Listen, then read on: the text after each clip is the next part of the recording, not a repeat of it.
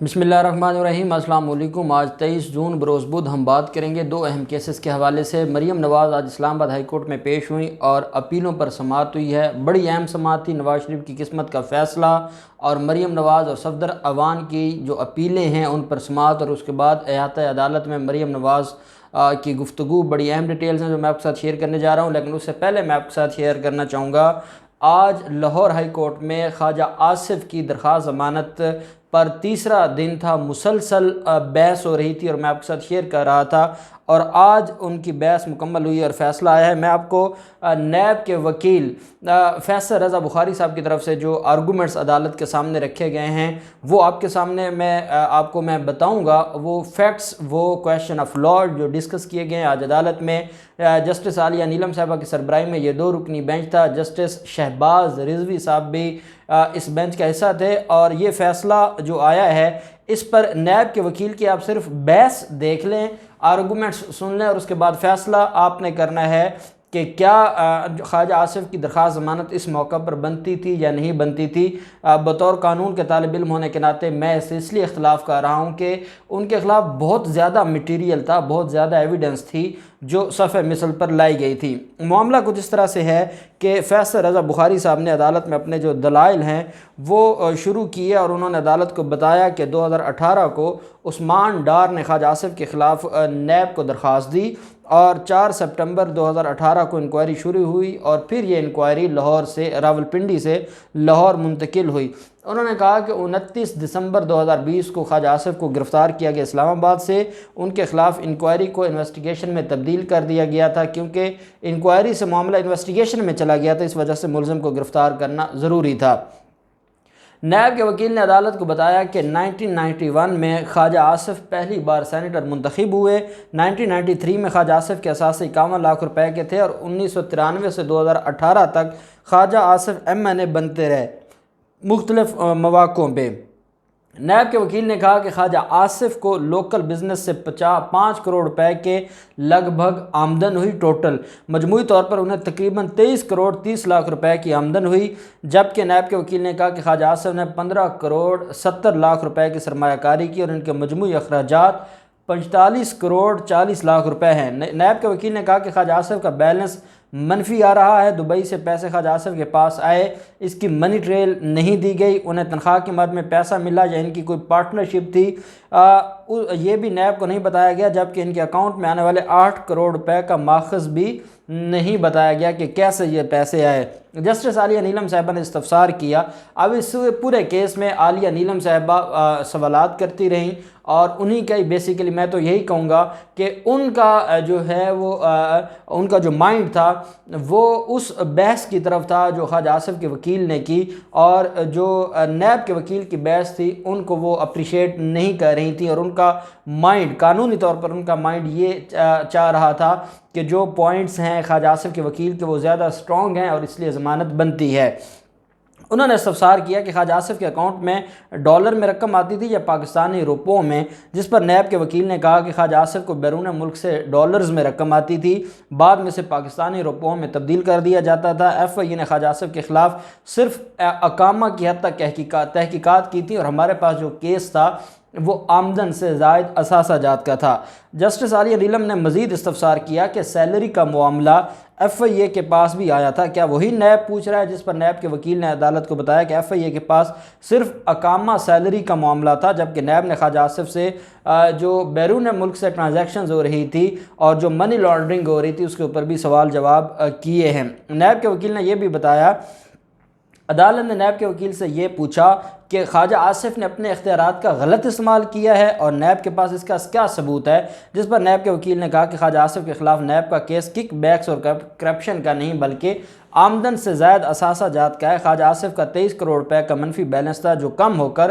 15 करोड़ रुपए होकर रह गया, और इसके अलावा जो कंपनीज़ हैं, इसके अलावा जो बैंक अकाउंट्स हैं, इसके अलावा जो असासे बनाए हैं वो अलग हैं। हम किक बैक्स या करप्शन का तो बात ही नहीं कर रहे हैं। हमारे पास तो केस है कि मुलज़िम के ये आमदन थी और इतने असासे बनाए, वो कहाँ से आए, इसका कोई जवाब नहीं है, और बर्डन ऑफ प्रूफ है ख्वाजा आसिफ पर जिसको वो साबित नहीं कर सके और कोई ऐसा डॉक्यूमेंट नहीं दे सके कि जिसकी बुनियाद पर वो अपने असासों को साबित कर सके।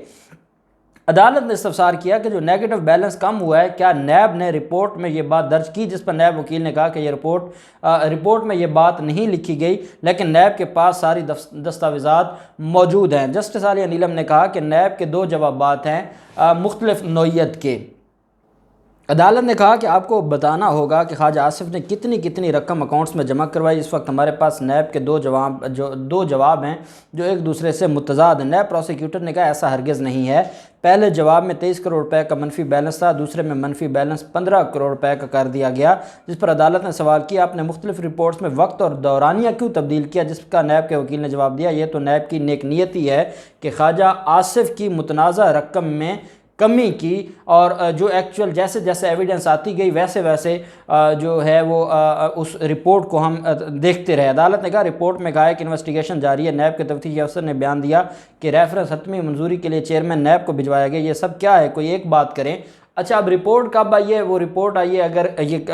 مارچ کہ اینڈ سے یہ ضمانت کی درخواست چاہ رہی ہے، رپورٹ اگر اپریل میں آئی ہے، مئی میں آئی ہے، اور تب تک ریفرنس جو ہے وہ تیار نہیں ہوا تھا، انویسٹیگیشن میں تھا، تو اب ریفرنس کی بات ہوئی ہے، تو اس پر بھی عالیہ نیلم صاحبہ نے یہ سوال اٹھایا کہ یہ ڈیفرنٹ بات آپ کیوں کہہ رہے ہیں؟ رپورٹس میں آپ کہتے ہیں انویسٹیگیشن مراحل میں ہے، اب آپ کہتے ہیں ریفرنس منظور ہو چکا ہے یا منظوری کے لیے چیئرمین نیب کو بھجوایا ہے۔ اس دوران خواجہ آصف کے وکیل نے جواب دیا کہ اقامہ عدالت میں پیش کیا۔ خواجہ آصف کے وکیل نے وہ اقامہ عدالت میں پیش کیا اور وہ اٹیسٹڈ کاپی تھی، اور اس میں یہ کہا گیا کہ یہ وہ اقامہ ہے جس کی بنیاد پر یہ وہاں پر جاب کرتے رہے، اور یہ ساری کی ساری جو ٹرانزیکشن ہوتی رہیں وہ اس اقامے کی بنیاد تھیں، اور 9000 درہم ملتے تھے ان کو ماہانہ، اور یہ کمپنی سے تنخواہ لیتے تھے، ان کو لکھا ہے، لیکن کمپنی نے تحقیقات میں شامل ہونے سے انکار کیا تھا، لیکن کمپنی یہ چاہتی تھی کہ ہم عدالت میں اپنے ڈاکومنٹس دیں گے۔ اب خواجہ آصف نے مینیج کیا ہے، اور وہ جو اقامہ کی اٹیسٹڈ کاپی ہے، کیونکہ پہلے یہ تھا کہ کیا کوئی اقامہ تھا بھی یا نہیں تھا، یا یہ سیلری کے مد میں پیسے آتے تھے یا نہیں آتے تھے، اس پر پھر نواز شریف اور پوری جو ایک یہ گینگ ہے انہوں نے مینیج کرتے ہوئے وہ اقامہ کی اٹیسٹڈ کاپی عدالت میں جمع کروائی، وہ سیلری سلپ بھی، جس کی بنا پر مجھے لگتا ہے کہ عدالت میں کیس جو ہے وہ ان کی حد تک جو ہے ان کو ریلیف دیا گیا۔ بہرحال خواجہ آصف کی جو درخواست ضمانت ہے وہ عدالت نے منظور کر لی۔ خواجہ آصف 6 ماہ جیل میں رہے، اور 6 ماہ جیل میں رہنے کے بعد جو مقصد تھا نیب کا وہ مکمل ہو گیا، کیونکہ خواجہ آصف کے خلاف تحقیقات مکمل ہونے کے بعد ان کو شامل تفتیش کیا گیا، ان سے ڈاکومنٹس لیے گئے، اور اب ریفرنس فائنل منظوری کے لیے چیئرمین نیب کو بھجوایا گیا تھا، جو اگلے ہفتے میں آ جائے گا اور جمع ہو جائے گا، اور اس کے بعد خواجہ آصف کے خلاف جو ٹرائل ہے پھر وہ فرد جرم عائد ہوگا اور ٹرائل اور کیس آگے چلے گا۔ تو 6 ماہ کی جیل کاٹنے کے بعد خواجہ آصف آج ضمانت پر رہا کر دیے گئے لاہور ہائی کورٹ کی طرف سے۔ دوسری طرف مریم نواز کا جو معاملہ ہے، ایک طرف تو نواز شریف کی جو کیس ہے، اور نواز شریف کے معاملے پر اعظم نذیر تارڑ صاحب کی جو رائے ہے، انہوں نے ڈھاکہ ہائی کورٹ کی بھی اور ان عدالتوں کا بھی موقف عدالت کے سامنے رکھا، اور کہا کہ جب تک ملزم پیش نہ ہو تب تک اس کی غیر موجودگی میں ٹرائل نہیں چلایا جا سکتا۔ اچھا، آصف سعید کھوسہ صاحب کی ایک ججمنٹ آئی تھی، اور وہ مشرف کیس کے حوالے سے تھی، اور وہ یہ تھی کہ اگر فرد جرم عائد ہو چکا ہے اور اس کے بعد ملزم بھگوڑا ہو جائے تو پھر غیر موجودگی میں ٹرائل چلایا جا سکتا ہے، اور آپ جانتے ہیں کہ مشرف کو غیر موجودگی میں ہی سزا سنائی گئی تھی۔ تو یہاں پر اعظم نذیر تارڑ صاحب کہتے ہیں کہ کیونکہ یہ اسی کا تسلسل ہے، ٹرائل کا ہی تسلسل ہوتا ہے اپیل، اس وجہ سے یہ اپیل کو روک دینا چاہیے اور ان کی غیر موجودگی میں نہیں چلانا چاہیے، اور اس پر انہوں نے ججمنٹس بھی دی۔ انہوں نے کہا کہ یا اس کو عدم پیروی خارج کر دیا جائے یا اس کو سینڈ ایڈجرن کر دیا جائے۔ جب ملزم آئے عدالت انتظار کرے، ملزم 15 سال نہ آئے، عدالت تو پابند ہے نا ملزم کی، بڑا ملزم ہے تو عدالت اس کی پابند ہے، اور جب وہ آئے گا وہ سرنڈر کرے گا، عدالت پر مہربانی کرے گا، اور پھر عدالت اس کو موقع دے گی۔ تو میں نہیں سمجھتا کہ عدالت کو یہ بات خیر ماننی چاہیے۔ دوسری طرف جہانزیب بھروانہ صاحب جو کہ وکیل ہیں، پروسیکیوٹر ہیں، نیب کے پروسیکیوٹر جنرل، انہوں نے بھی عدالت میں بحث کی اور عدالت کو کہا کہ جناب ہم نے آپ کو سپریم کورٹ اور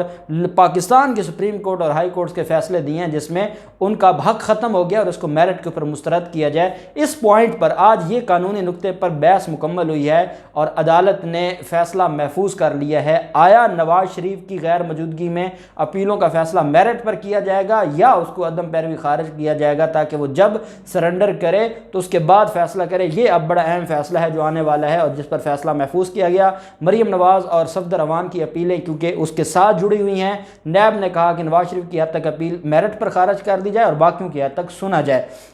مریم نواز نے دو چیزیں کہی ہیں، ایک تو نواز شریف کے حوالے سے ان کا یہ کہنا ہے کہ اگر انصاف کا مجھے گارنٹی دے دیں، جب یہ سوال پوچھا گیا کہ نواز شریف واپس کب آئیں گے تو انہوں نے کہا کہ نواز شریف